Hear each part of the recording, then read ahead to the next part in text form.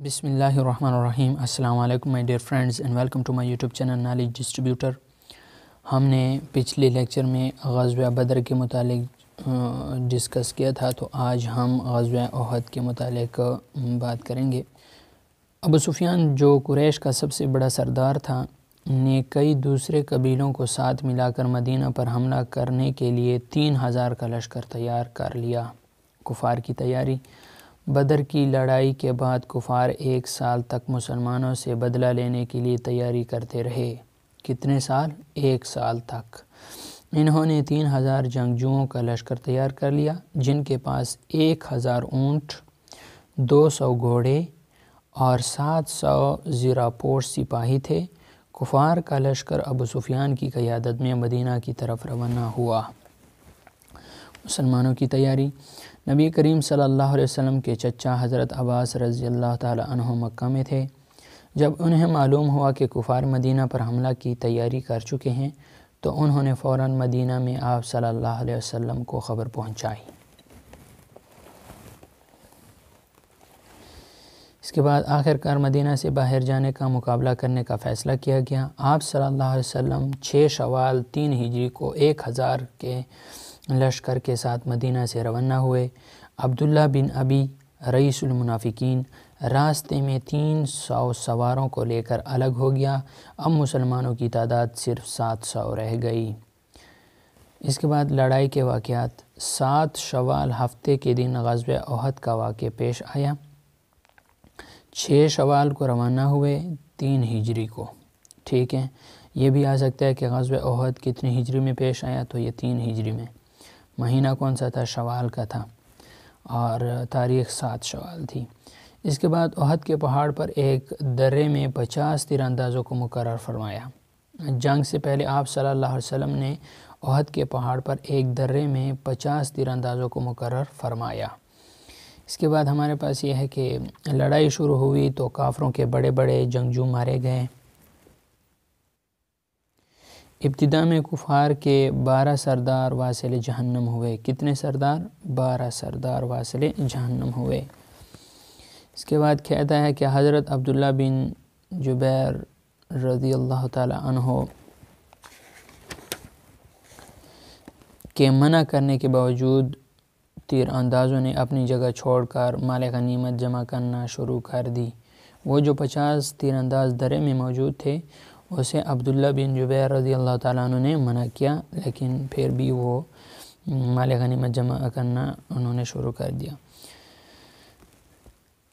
تو خالد بن ولید جو ابھی مسلمان نہیں ہوئے تھے، نے کفار کو ساتھ لے کر گھاٹی کی طرف سے حملہ آور ہو کر مسلمانوں کے گھیرے میں لے لیا اور بہت سے صحابہ کرام رضی اللہ تعالیٰ عنہ شہید کر دیا۔ کفار نے نبی کریم صلی اللہ علیہ وسلم پر بھی حملہ کیا، جس سے آپ صلی اللہ علیہ وسلم کا چہرہ مبارک زخمی ہو گیا اور آپ صلی اللہ علیہ وسلم کے 2 دانت مبارک شہید ہو گئے۔ لیکن حضرت ابو طلحہ رضی اللہ تعالیٰ عنہ اور حضرت سعید بن ابی وقاص رضی اللہ تعالیٰ عنہ آپ صلی اللہ علیہ وسلم کے سامنے ڈھال باندھ کر کھڑے رہے۔ اس دوران حضرت مصعب بن عمیر رضی اللہ تعالیٰ عنہ جو کہ آپ صلی اللہ علیہ وسلم کے ہم شکل تھے، کفار نے شہید کر دیا اور اعلان کرنے لگے کہ نعوذ باللہ، انہوں نے نبی کریم صلی اللہ علیہ وسلم کو شہید کر دیا۔ اس کے بعد نبی اکرم صلی اللہ علیہ وسلم نے صحابہ کرام کو جمع فرمایا اور آواز دی کہ تمہارا نبی صلی اللہ علیہ وسلم یہاں ہے۔ اس کے بعد غزوہ احد کے نتائج۔ غزوہ احد کے نتائج بظاہر مسلمانوں کے موافق نہ تھے، کیونکہ اس جنگ میں 70 کے قریب صحابہ کرام رضی اللہ تعالیٰ عنہ شہید ہوئے، جن میں نبی کریم صلی اللہ علیہ وسلم کے پیارے چچا حضرت امیر حمزہ رضی اللہ تعالیٰ عنہ بھی تھے۔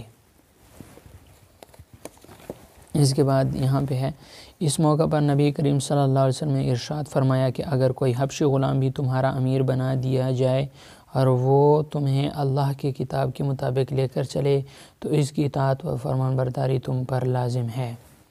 خواتین کا کردار۔ یہاں پہ کہا گیا ہے کہ غزوہ احد کے موقع پر چند مسلمان عورتیں بھی میدان جنگ میں ساتھ تھیں۔ مسلمان عورتیں زخمیوں کو پانی پلاتیں اور ان کی مرہم پٹی کر کے ان کی دیکھ بھال کرتی تھیں۔ حضرت فاطمہ الزہرا رضی اللہ تعالیٰ عنہ نے نبی کریم صلی اللہ علیہ وسلم کے زخموں کو دھویا اور ان کی مرہم پٹی کی۔ اس جنگ میں مشرکین کے 22 افراد اور ایک قول کے مطابق 37 افراد قتل ہوئے، ٹھیک ہے نا؟ تو یہ آپ کو یاد رہے گا۔ جبر بن مطعم کے حبشی غلام، ایک روایت کے مطابق ہندہ زوجہ ابو سفیان کے غلام، وحشی بن حرب نے نیزہ مار کر سیدنا امیر حمزہ رضی اللہ تعالیٰ عنہ کو شہید کر دیا۔ وحشی بعد میں مشرف باسلام ہوئے۔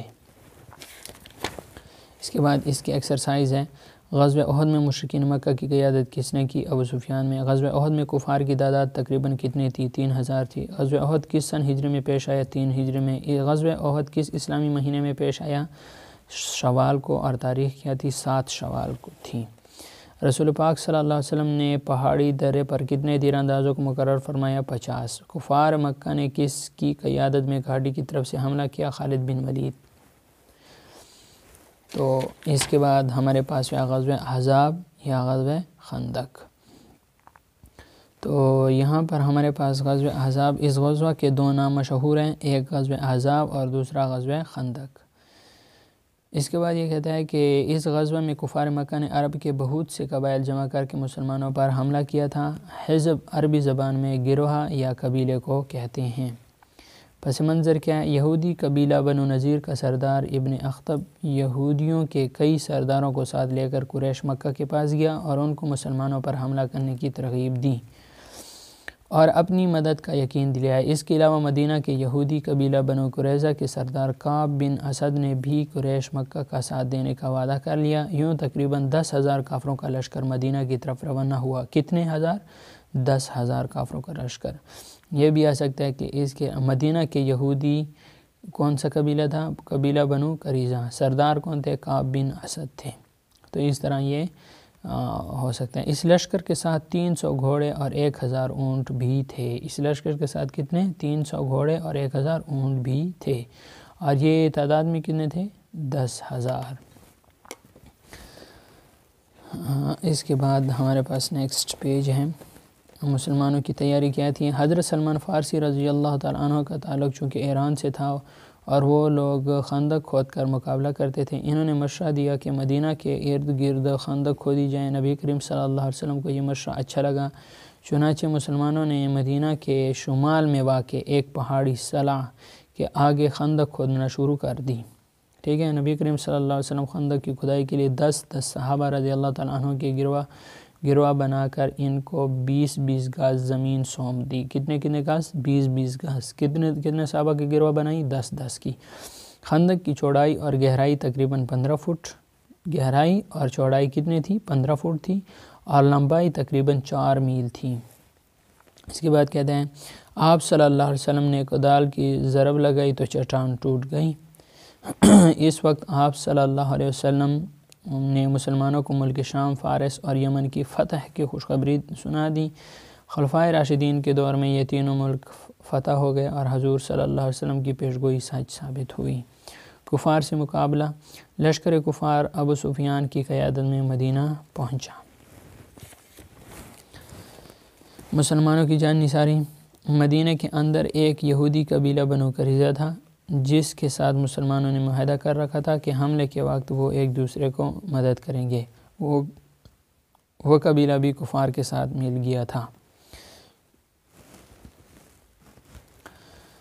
اللہ تعالیٰ کی مدد، محاصرہ کے دوران قریش اور یہودیوں میں اختلافات پیدا ہو گئے جس سے ان میں پھوٹ پڑ گئی۔ قبیلہ بنو غطفان کے ایک فرد نعیم بن مسعود رضی اللہ تعالیٰ عنہ نے اسلام قبول کر لیا۔ اس کے بعد نتیجہ، غزوہ خندق میں 10 کافر واصل جہنم ہوئے جبکہ 6 مسلمانوں نے جام شہادت نوش کی۔ کتنے؟ 10 کافر مارے گئے اور 6 مسلمان شہید ہوئے۔ اس کے بعد مسلمانوں کے خلاف جنگ، خندق میں مدرجل قبیلوں نے شرکت کی۔ قریش، غطفان، بنو مرہ، اشجع، سلیم اور بنو اسد۔ مسجد فتح وہ مقام ہے جہاں محاصرہ شروع ہونے پر نبی کریم صلی اللہ علیہ وسلم نے اپنا خیمہ لگایا۔ یہاں رسول کریم صلی اللہ علیہ وسلم نے اللہ کی بارگاہ میں فتح کی دعا کی تھی۔ اس کا ہمارے پاس یہ ایکسرسائز ہے، یہاں پہ اس کی ایکسرسائز ہے۔ یہودی سردار ابن اخطب کس قبیلے سے تعلق رکھتا تھا؟ بنو نذیر سے۔ یہودی سردار کعب بن اسد کس قبیلے سے تعلق رکھتا تھا؟ بنو قریظہ سے۔ غزوہ خندق میں کفار کی تعداد کیا تھی؟ 10,000۔ حضرت سلمان فارسی رضی اللہ تعالیٰ عنہ کس ملک سے تعلق رکھتے تھے؟ ایران سے۔ مسلمانوں نے کس کے مشورے پر خندق کھودی؟ حضرت سلمان فارسی رضی اللہ تعالیٰ عنہ کے مشورے سے۔ غزوہ خندق میں مدینہ کے کس سمت خندق کھودی گئی؟ شمال کی طرف۔ خندق پار کرنے والے کافروں کو کس نے قتل کیا؟ حضرت علی رضی اللہ تعالیٰ عنہ نے۔ غزوہ خندق کے دوران اسلام قبول کرنے والے نعیم بن مسعود کس قبیلے سے تعلق رکھتے تھے؟ بنو غطفان سے۔ خالی جگہ پر کریں۔ عربی زبان میں حزب گروہ یا قبیلے کو کہتے ہیں۔ جس پہاڑی کے قریب خندق کھودی گئی اس کا نام صلع تھا۔ خندق کی چوڑائی تقریباً 15 فٹ تھی۔ غزوہ خندق کے دوران رسول پاک صلی اللہ علیہ وسلم نے مسلمانوں کو فتح کی خوشخبری سنائی۔ مدینہ منورہ میں موجود یہودی قبیلے بنو قریظہ کفار کے ساتھ مل گیا۔ انشاءاللہ آج ہم نے غزوہ احد اور غزوہ احزاب یا غزوہ خندق کے متعلق جتنا بھی نالج تھا وہ ہم نے پڑھ لیا ہے، اور اگر ویڈیو اچھی لگی ہو تو ویڈیو کو لائک اور شیئر ضرور کرنا۔ اگر چینل پہ نئے ہیں تو چینل کو سبسکرائب کر دینا۔ ویڈیو دیکھنے کا شکریہ۔ پاکستان زندہ باد۔